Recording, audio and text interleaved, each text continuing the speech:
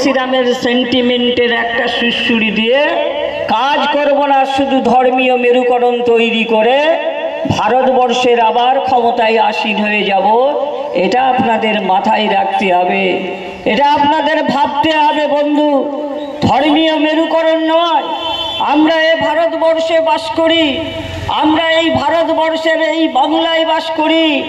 আমরা জানি ভারতবর্ষে হিন্দু থাকবে, মুসলমান থাকবে, শিখ থাকবে, খ্রিস্টান থাকবে, বৌদ্ধ থাকবে। আমরা কাঁধে কাঁধ মিলিয়ে এই ভারতবর্ষে শস্য শ্যামল ভূমি করে তুলব। আজকে যে বিজেপি ভারতবর্ষের জন্য বলছে, বলুন তা ভারতবর্ষের স্বাধীনতা আন্দোলনের কথা। ব্রিটিশ সরকার ভারতবর্ষকে 200 বছর ধরে তারা ভারতবর্ষের উপরে স্টিম রুলার চালিয়েছিল। ব্রিটিশরা ভারতবর্ষকে দখল করে রেখেছিল। সেই ব্রিটিশদের অন্যায় অত্যাচারের বিরুদ্ধে আমরা প্রাণপণ লড়াই করেছিলাম।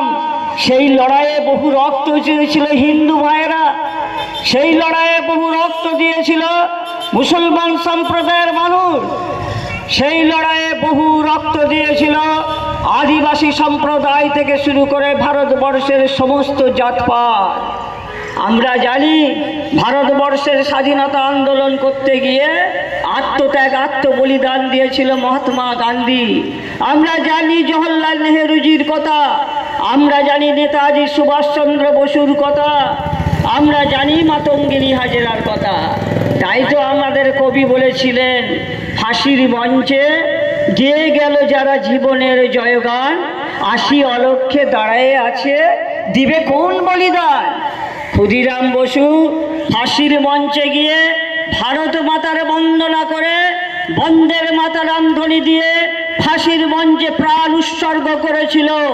আর এই নোংরা বিজেপি আরএসএসরা সেই দিনে তলে তলে ব্রিটিশদের দালালি করেছিল। এই দালাল সরকারকে ভারতবর্ষ থেকে উপড়ে ফেলতে হবে, এটা মাথায় রাখবেন বন্ধু। তাই বন্ধু আপনাদের জোরহাত করে বলতে এসেছি, শ্রীরামপুর লোকসভা কেন্দ্রের প্রার্থী কল্যাণদার হয়ে আপনাদের কাছে ভোট ভিক্ষা করতে এসেছি। আমরা কিন্তু ধর্মীয় মেরুকরণের মধ্য দিয়ে যাই না। আমরা পশ্চিম বাংলার মানুষ, আমরা মমতা বন্দ্যোপাধ্যায়ের আদর্শকে মেনে চলে সারা পশ্চিম বাংলার 66টা প্রকল্প দিয়ে বাংলার মানুষের পাশে থেকেছি, বাংলার মানুষের জন্য কাজ করেছি।